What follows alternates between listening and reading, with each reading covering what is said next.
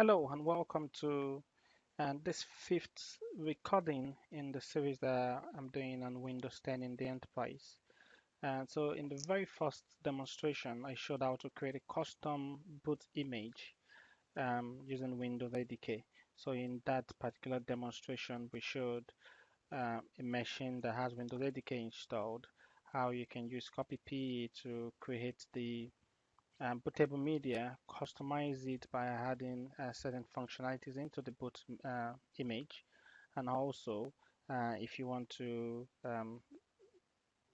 add inject drivers into the boot image offline. So we showed how to do that. And in the second demonstration, we showed how to create a custom answer file.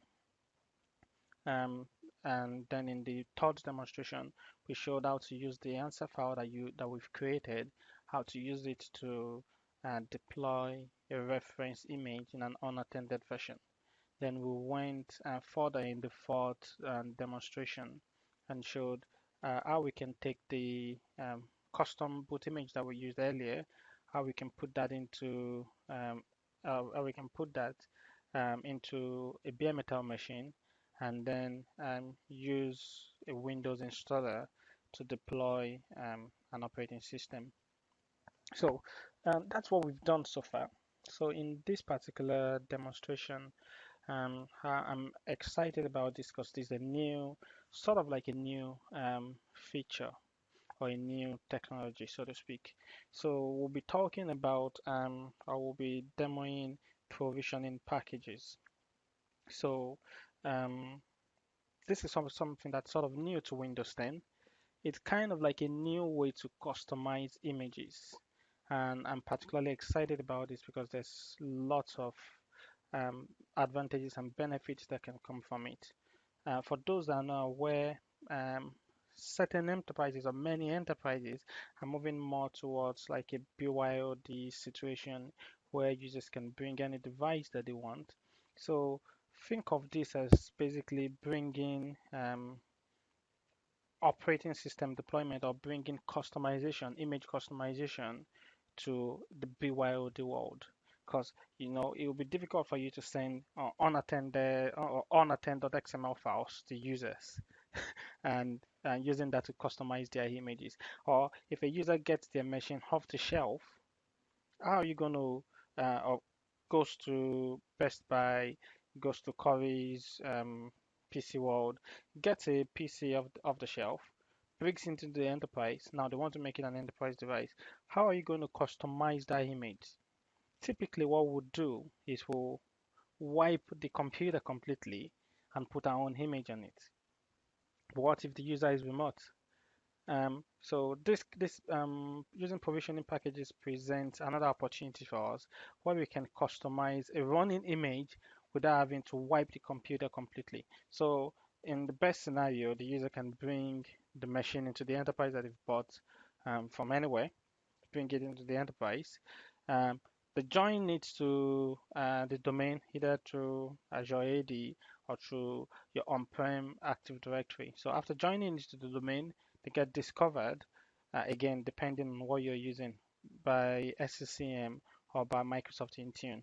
They get discovered, the Intune agent or the SCCM client gets pushed down to them, and as part of that, they get this thing called the provisioning package delivered to them also, and you can customize the image without having to rebuild the machine completely. So enough of talk, let's show how to create provisioning packages in Windows 10. So I already have Windows 10 ADK installed on this machine.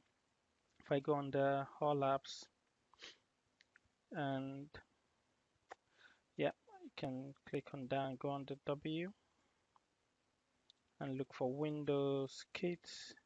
And what I'm looking for is the Windows Imaging and Configuration Designer. So that is the tool that we will use to create a provisioning package. And it's really simple, it's really straightforward, and in my opinion, it's very powerful. I've seen certain deployment experts talk about it, that they're not sure what the benefit is, but I know what the benefit is to me. Um, so the benefits to me is makes it easier whenever you're provisioning machines that are off the shelf. So this may take a while to come up, so I'll probably just pause the recording and come back. There we go. It's opened up now. Let's see if you can hear me. So yeah, we have the Windows Imaging and Configuration Designer. So here you can see we've got two main options here. Got this one is just if we have a project that we want to open that we've been working on before. So we have this which we can create a new provisioning package. Then we have this option where we can create a new Windows image customization. And we'll talk about both of these. I will demo both of these today. So I click on new provisioning package. Comes up, give the package a name. I say provisioning package. Select the location where it's going to save the project files. I leave it as that. I can give it a description if I want or choose not to. You can click on next. So here you can select, hey, what are the settings that you want to configure in this provisioning package? Is it settings that are common to all Windows editions, or is it settings that are just common to all Windows desktop editions, or to just mobile editions, or just to the Internet of Things core Windows 10? Well, I want one that's common to all Windows editions. Then go to next. If I have a provisioning package that I want to use sort of like a template, I can import it at this point, but I have none. I'm just creating one from scratch. So I'll click on finish to proceed.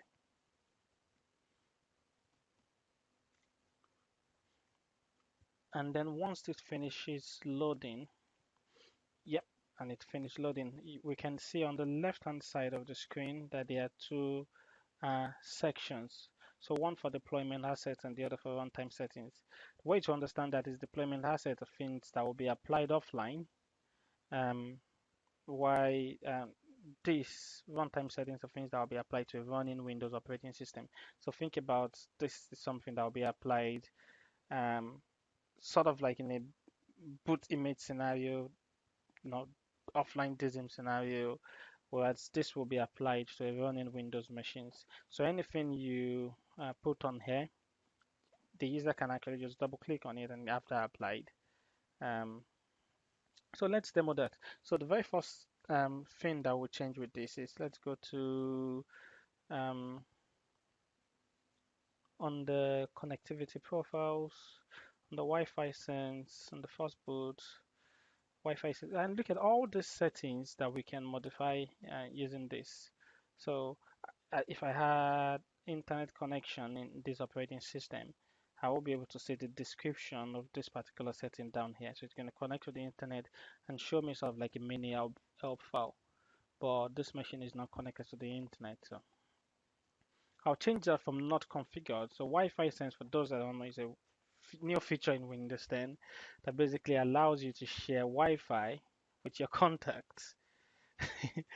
And it's something that scares a lot of people, a lot of enterprise IT admins. So I'll just set this to disabled. So it is responding a little bit slow. Forgive that. Let's go back. Actually, let's just go task manager. He's responding really slowly. Okay.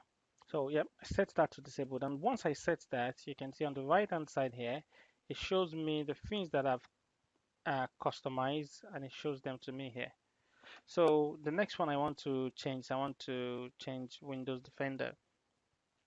So what I need to do is if I go down here, I go on the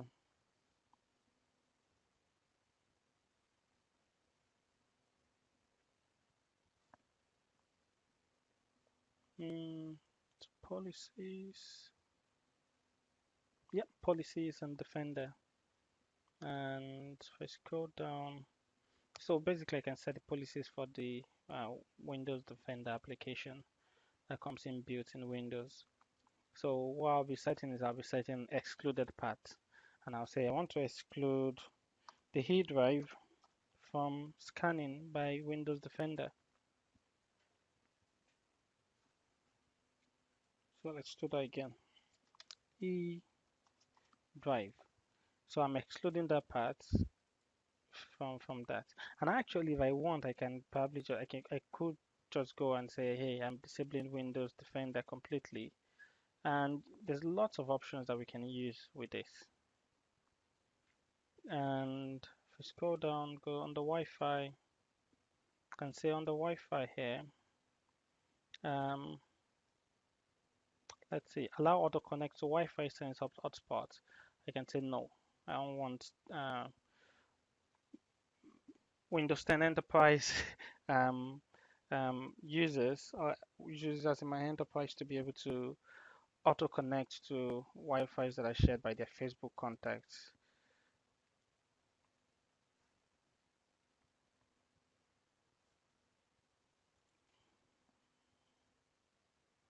So just forgive this, it's just going a bit slow today. So that's what's going on. I think something is struggling. Yeah, it's really struggling. The machine I'm using is really struggling.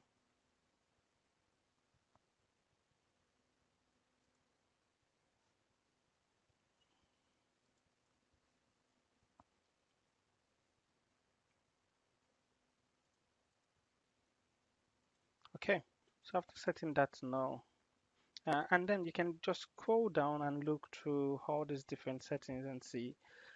So you can uninstall certain applications if you want. You can install certain universal apps if you want. There's lots of stuff that you can do. The last time I used this in the enterprise where I worked, we used this to basically take people that have bought Surface Pro machines in a BYOD scenario, um, joined it to the internal domain, basically convert it from a Pro Windows 10 Pro to Windows 10 Enterprise. Um, and you can find the setting here somewhere. Yep, edition upgrade, and then you have two options. You can upgrade with license key, with the license file, or with the product key, and it's just really good, I think. So after making like all the customizations, setting all the customizations that you want here, you see them on the right hand side, and again, it can go under export and go export provisioning package. Um, Give it a new name if I want. Leave the name as it is if I want. I want to change the owner from OEM to IT admin because I'm an IT admin, not an OEM supplier. I can give it a version number if I want, version 1.0, give it a rank if I want. I can click on next. If I want, I can encrypt the package, and then it's going to give me a password that I can now give to whoever will be applying this because they will need that to decrypt this package. Or I can sign it with a certificate if I want, if I have a sign-in certificate. So that's like the security part of things, so which is really good. And then go next. Where do I want to save the package? I can leave the default location for now. I'll copy the location because I will be showing that to you shortly. So let's copy that and say next, and then build, and then that builds the provisioning package. Let me open the location and then you see what it looks like.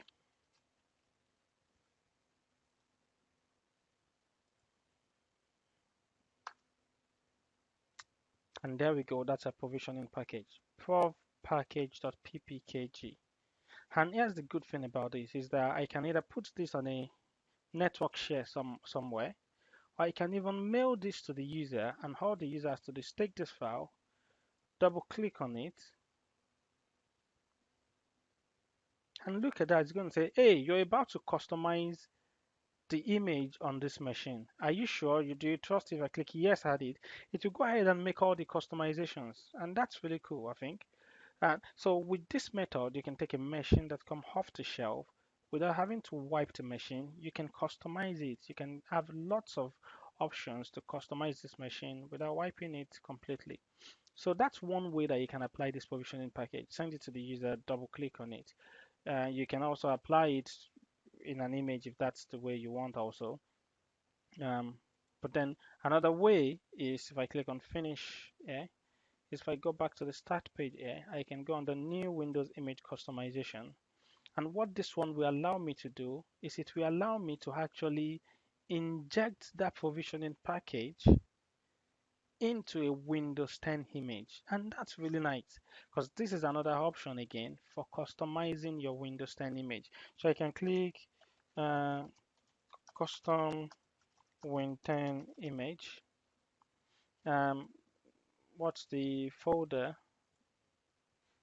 let's go.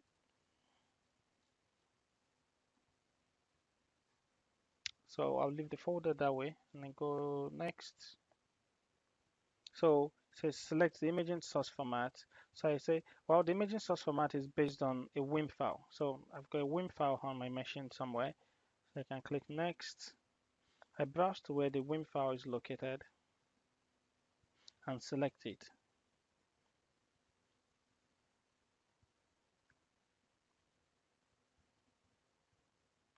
So let's go to my E drive on the lab files. And here we have the install.wim file that comes from a Windows 10 DVD or ISO. I click open. It's going to automatically read in the WIM and the text, the Windows 10 Enterprise Evaluation image. And I can click next. Import a provisioning package. So this is where I can go and select the provisioning package that I created earlier, which is this.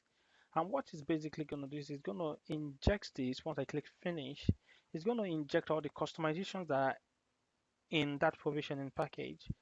And look at that, that's all done. All customization from that provisioning package was successfully imported into the current project. Okay, so it's imported all that, taken all that, and just imported them directly into my Windows 10 image.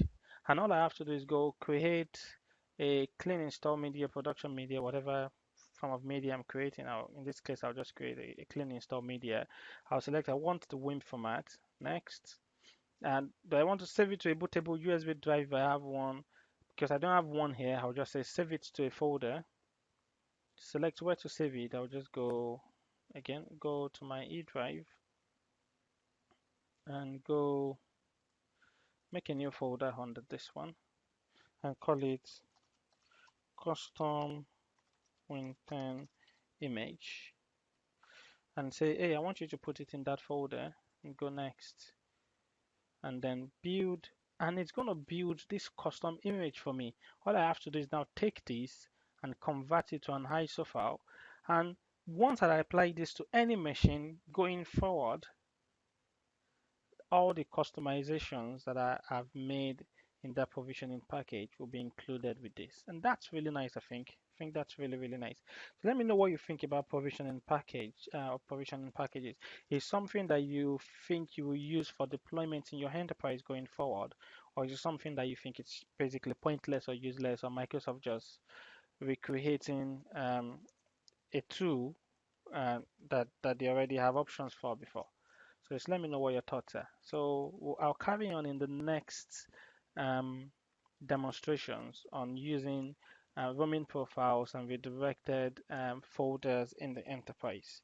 So I'll see you in the demonstration. Bye for now.